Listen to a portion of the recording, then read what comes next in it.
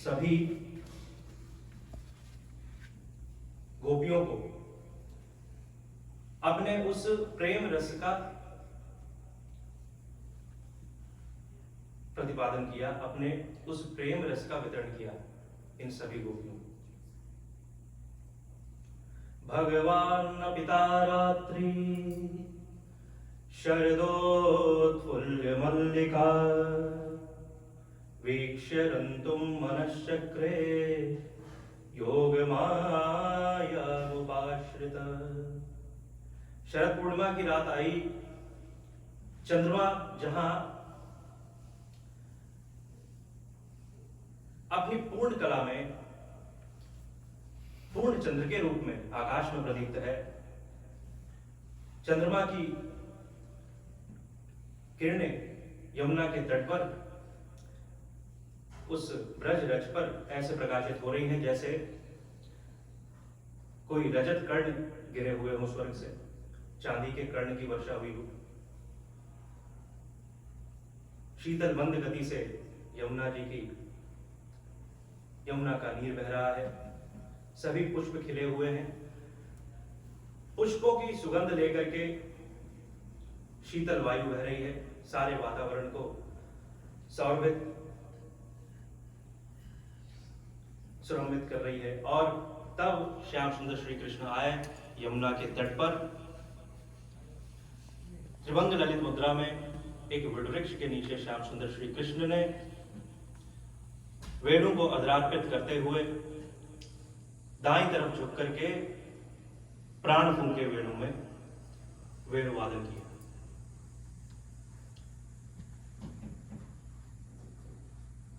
ये उस परमात्मा की पुकार है, उस परमात्मा की आत्मा को पुकार है। सबने सुनी यह पुकार, सभी गोपियों ने। श्याम सुंदर के वेणों की ध्वनि पूरे ब्रजमंडल में गूंजने लगी। ये जीव शिव के मिलन की बेला है। यह वह समय आ गया जब जिस समय की प्रतीक्षा थी, भगवान नपिता रात्रि, वह रात्रि आई जब इस आत्मा का उस परमात्मा से मिलन का समय आ गया। कोई गोपी अपने घर में नदी मंथन कर रही थी, कोई अपने सास ससुर को भोजन करा रही थी, कोई अपने पति की सेवा कर रही थी, कोई अपने बच्चों को दूध पिला रही थी। अपने लौकिक कार्यों में सभी व्यस्त थी। जब सुना उस ब्रह्म की पुकार को, श्याम सुंदर की वेणु गीत को, तो जितनी भी ये गोपियां थी, सब ने जो कुछ भी कर रही थी सब वहीं छोड़ा। जब ब्रह्म पुकारे तो संसार में ऐसी जो साधक गोपियां हैं, इतने युगों से जो प्रतीक्षा कर रही हैं, जब उस ब्रह्म की पुकार हुई तो फिर संसार को कौन संभाले, संसार को कौन पकड़े, कौन किसका पति, कौन किसका पुत्र, कौन पिता, कौन सा घर, कौन सा बंधन। सब ने सारे ही बंधन को तोड़ करके सब निकल करके आए। किसी किसी गोपियों को रोका उसके पति ने, उसके भाई ने, उसके पिता ने। जब रोका, जो ना आ सकी, जिसे आने का मार्ग नहीं मिला, वह, क्योंकि शरीर कैद किया जा सकता है लेकिन आत्मा तो कैद नहीं की जा सकती, ऐसी उन गोपियों ने उस शरीर का परित्याग भी कर दिया। लेकिन उस रास मंडल में सभी गोपियां आई। श्याम सुंदर श्री कृष्ण वेणु वादन कर रहे हैं, आंखें बंद हैं श्याम सुंदर की, और जब आंख खुली तो देखा सभी गोपियां खड़ी हुई।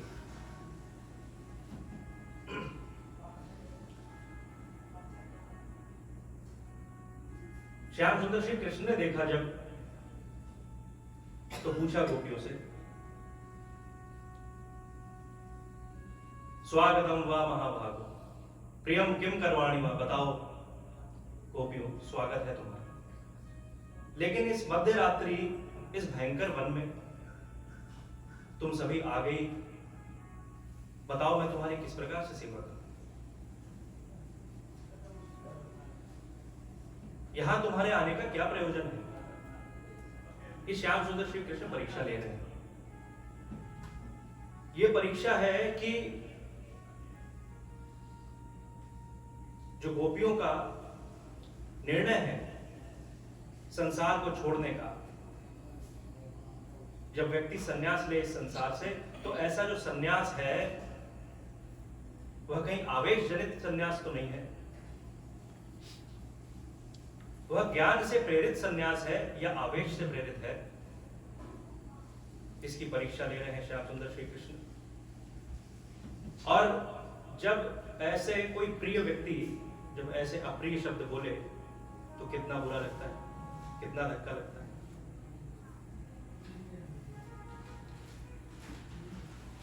जब गोपियों ने सुना यह शब्द तो गोपियों से अपने भाव का वह वेग संभाला नहीं गया, आंखों से आंसू बहने लगे, सिर झुका लिया, अपने अंगूठे से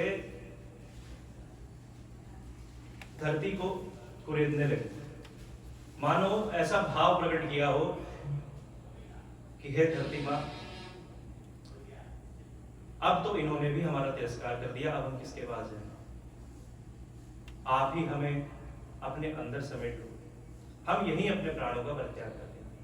और तब जब श्याम सुंदर श्री कृष्ण ने ऐसे भाव का दर्शन किया गोपियों में, तब श्री कृष्ण ने कहा, गोपियों मैं तो तुम्हारी परीक्षा ले रहा था, मैं भी कितने समय से तुमसे मिलने के लिए व्याकुल। जिस भाव से यह जीव परमात्मा को पाना चाहे,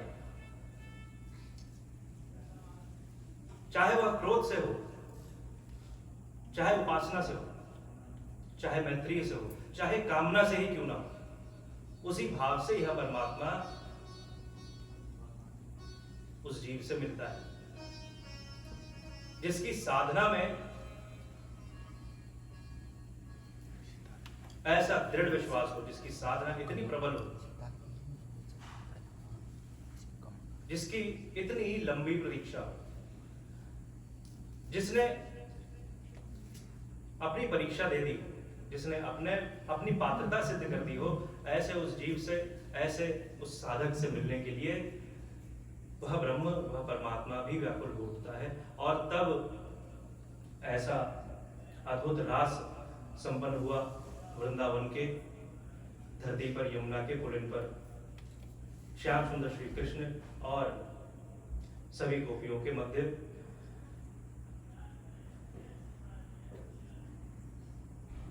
लीलाएं तो बहुत हैं श्याम सुंदर की, कहां तक समेटे, कहां तक उन लीलाओं का वर्णन करें।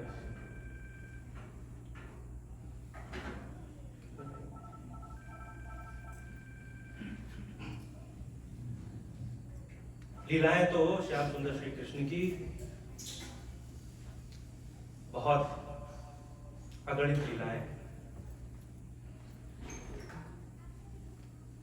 एक एक लीलाओं में अद्भुत भाव, अद्भुत रहस्य छिपे हुए हैं।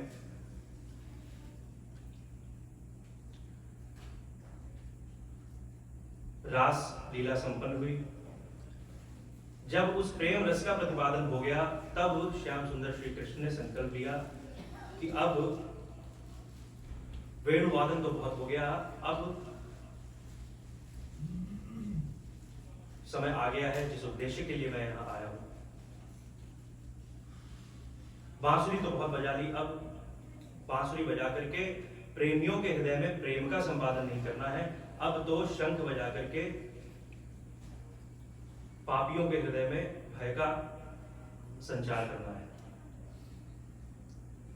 और ऐसे श्याम सुंदर श्री कृष्ण ने, क्योंकि कर्तव्य मार्ग प्रेम मार्ग से ज्यादा प्रबल होता है, कर्तव्य का मार्ग प्रथम होता है, और इसलिए श्याम सुंदर श्री कृष्ण ने वृंदावन का परित्याग किया, मथुरा चले गए।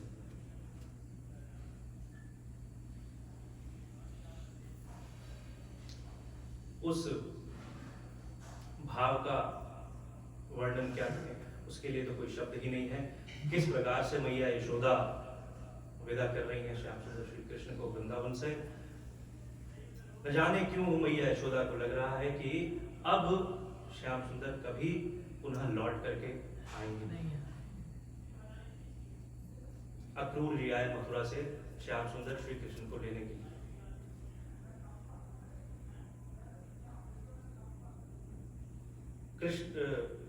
कंस ने धनुष यज्ञ का आयोजन किया है।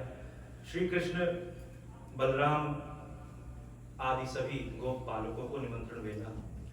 कंस को पता तो चल ही गया कि श्री कृष्ण देवकी के पुत्र हैं, यही मेरा काल है, इसी से मुझे भय है। धनुष यज्ञ के बहाने इसको बुला करके यहां पर मल्ल युद्ध करवा करके और चाणूर और मुष्टिक जो दो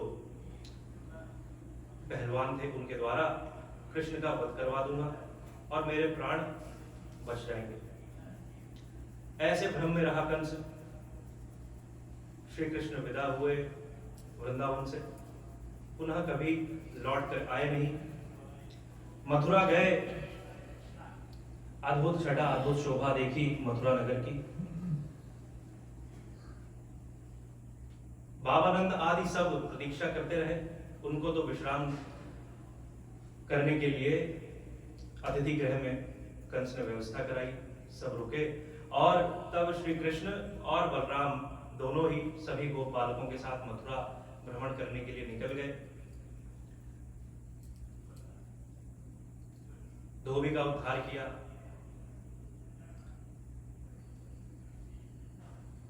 पहुंचे धनुष यज्ञ में, धनुष भंग किया। जब रणभूमि में आए, जब मल्ल क्षेत्र में आए, और तब जब चाणूर और मुष्टिक, वह दोनों पहलवान, उन दोनों से मल्ल युद्ध हुआ। श्री कृष्ण ने चाणूर का उद्धार किया, बलराम जी ने मुष्टिक का उद्धार किया। और तब कंस घबराया, उसको लगा कि अब तो मृत्यु नजदीक ही आ गई। और जब कंस ने स्वयं ही तलवार निकाल करके श्री कृष्ण के ऊपर आक्रमण करना चाहा, तो बलराम जी ने सहारा दिया और श्री कृष्ण ने ऐसी छलांग लगाई।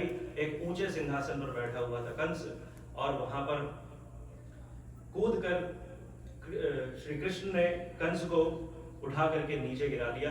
उसके छाती पर ऐसा प्रहार किया कि कंस के प्राण पखेरु उड़ गए। एक दिव्य ज्योति प्रकट हुई, श्री कृष्ण में ही समा गई, कंस का उद्धार हुआ।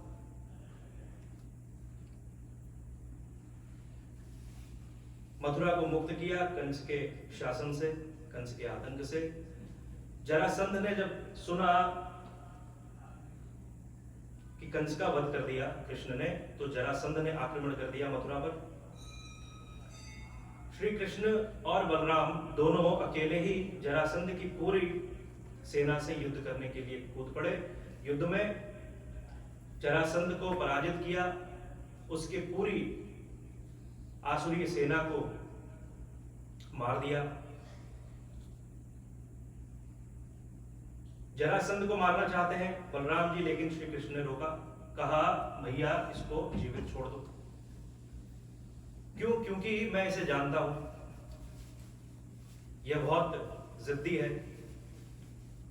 ये बार बार असुरों की सेना इकट्ठी कर करके युद्ध करने के लिए आएगा, हमें कहीं जाना नहीं पड़ेगा, यहीं बैठे बैठे ही हम पृथ्वी का भार हल्का कर देंगे। और जरासंध भी कहा माना, 17 बार आक्रमण किया मथुरा पर। और बैठे बैठे यदि जरासंध को मार दिया होता तो जितने असुरों को बार बार इकट्ठा करके, बार बार रिक्रूट करके लेकर के आता था अपनी सेना में, तो उनको कहां कहां ढूंढने जाते। वो बार बार इकट्ठा करता, आर्मी बनाता, आता और वहीं वहीं बैठे बैठे श्री कृष्ण और बलराम उसको, उसकी सेना को पराजित करते, सबको मार देते, जरासंध को जीवित छोड़ देते, फिर जाता फिर आता। अंतिम बार जब 18वीं बार जब वो आक्रमण करने आया तो ब्राह्मणों को यज्ञ की वेदी पर संकल्प लेकर के उनका वरण करके आया। उसने कहा यदि इस बार मैं युद्ध में पराजित हुआ तो एक एक को जीवित नहीं छोड़ूंगा, इसलिए ऐसा यज्ञ करो, ऐसा अनुष्ठान करो, यह सुनिश्चित करो कि इस युद्ध में मेरी विजय हो। श्री कृष्ण, ब्राह्मण तो आराध्य हैं श्री कृष्ण के, ऐसे श्याम सुंदर श्री कृष्ण ने जब जाना कि जरासंध ने ब्राह्मणों को वरण किया है और उनके प्राण उनके संकट में है, तो श्री कृष्ण मथुरा को छोड़ करके द्वारका आ गए और तब उस युद्ध भूमि से भागने का कलंक भी अपने सर पर लिया। रण छोड़ राय कहलाए श्याम सुंदर श्री कृष्ण।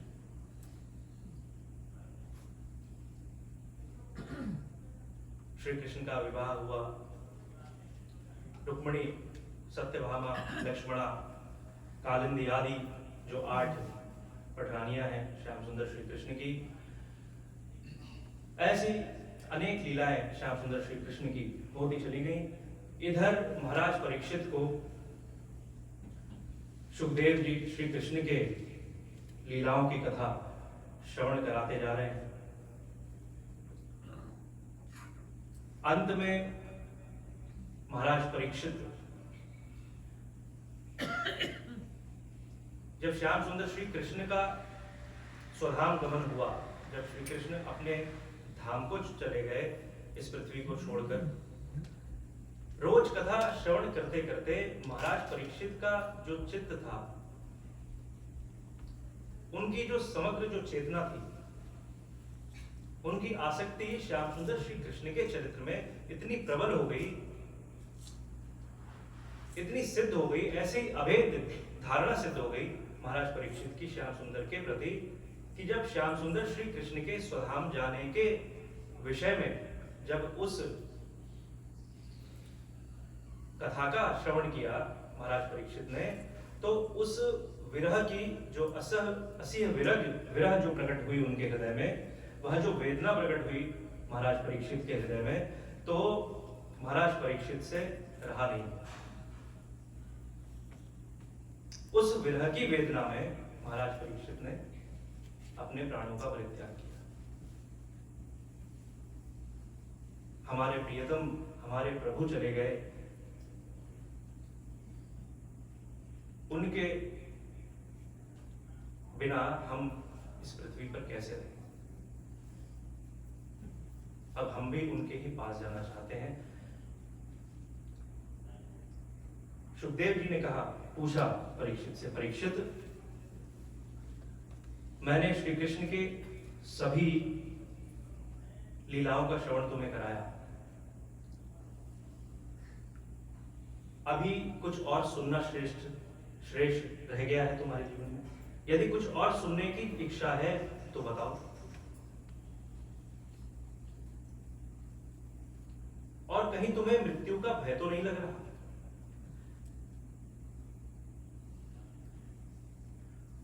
क्योंकि यदि अभी भी श्रीमद् भागवत के इस ज्ञान को ग्रहण करने के बाद भी, श्रीमद् भागवत की कथा श्रवण के बाद भी यदि तुम्हें यह लगता है कि तक्षक आएगा, उसके डसने से तुम्हारी मृत्यु हो जाएगी, तो अभी भी तुम्हारी जो चेतना है, तुम्हारा जो जीवन है, वह एक पशु के ही समान है। यदि अभी भी तुम्हें मृत्यु का भय है, तुम्हारा जीवन एक पशु से श्रेष्ठ नहीं है, पशु से बढ़कर कुछ नहीं है। त्वं तु राजन् मरिष्यति पशुबुद्धिं ममांजलि। महाराज परीक्षित ने सुखदेव जी को कहा, गुरुदेव,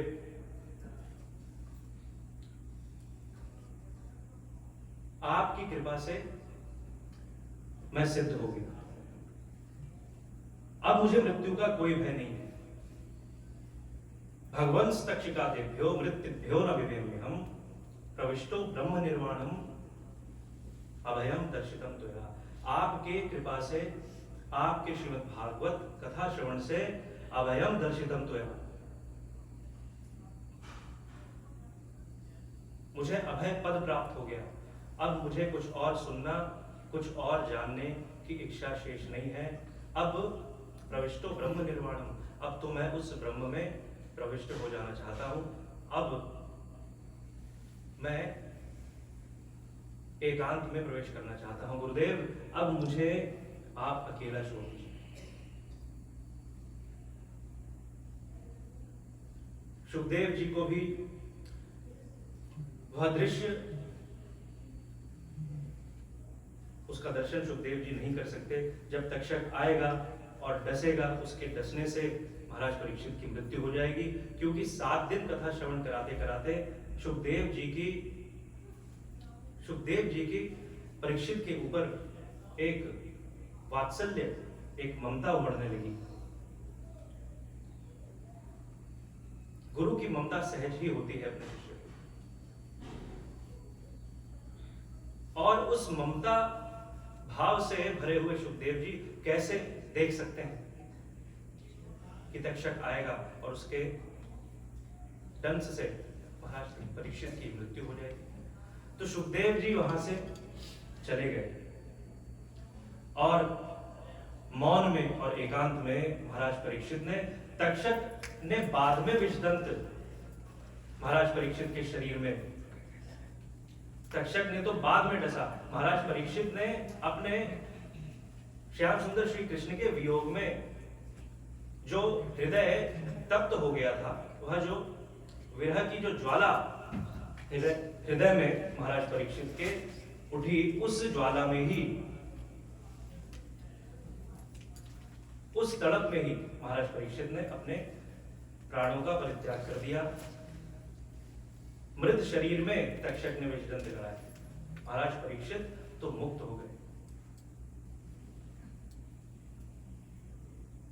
वो तो पहुंच गए जहां उन्हें जाना था। उन्हें तो साफ साफ दिखाई देने लगा कि मुझे कहां जाना है, मेरा गंतव्य क्या है। मृत्यु से भय का एक बहुत बड़ा कारण है कि मृत्यु अंधकार के समान है। मृत्यु के परे क्या है ये हमें नहीं पता, और जिस चीज के विषय में हमें नहीं पता, यदि हम यात्रा करें और हमें यह ना पता हो कि हमें कहां उतरना है, कोई बहुत अनजान सुनसान कोई ऐसे स्थान पर हमें उतार दिया जाए, न किसी से जान पहचान है, न किसी से कोई परिचय है,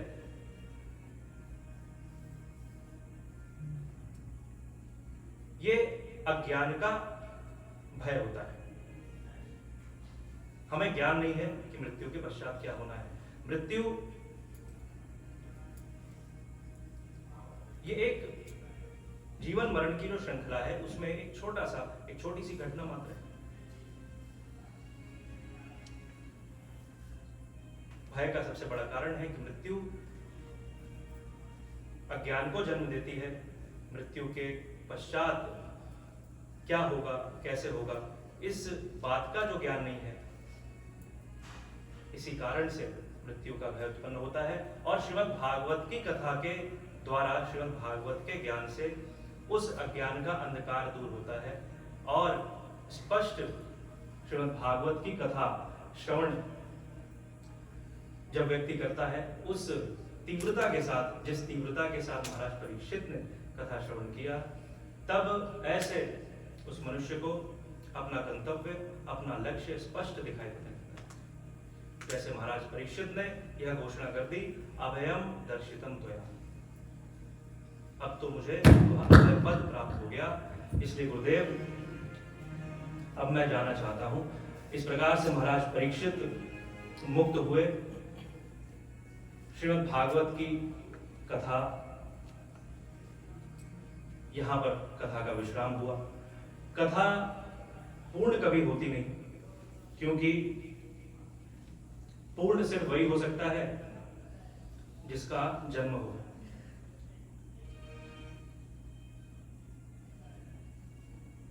जब श्री भगवान का कोई जन्म नहीं तो उनका कोई अंत भी नहीं है, इसलिए उनकी कथा का भी कोई अंत नहीं है, उनकी कथा भी पूर्ण हो नहीं सकती।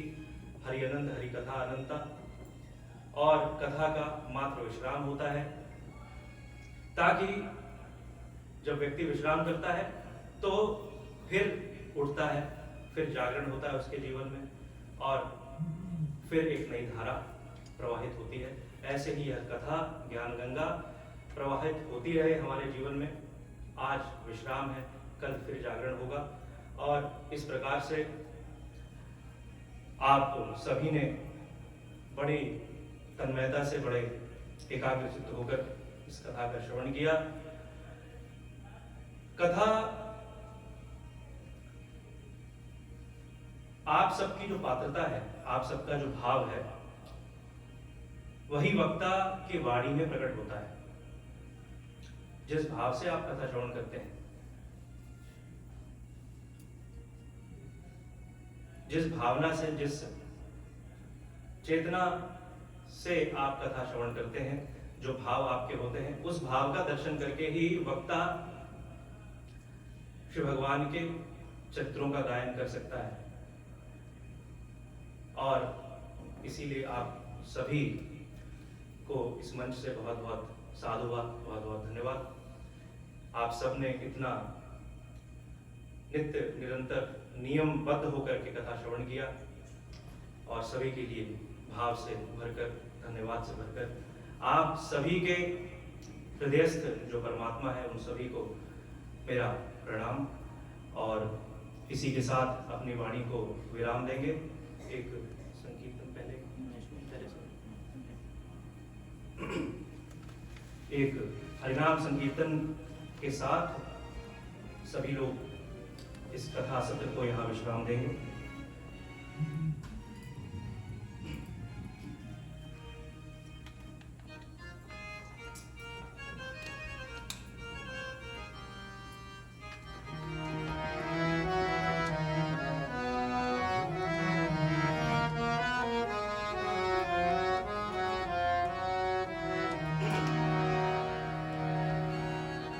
हे गोविंद हे गोपाल, राघव वल्लभ मदन गोपाल। हे गोविंद हे गोपाल,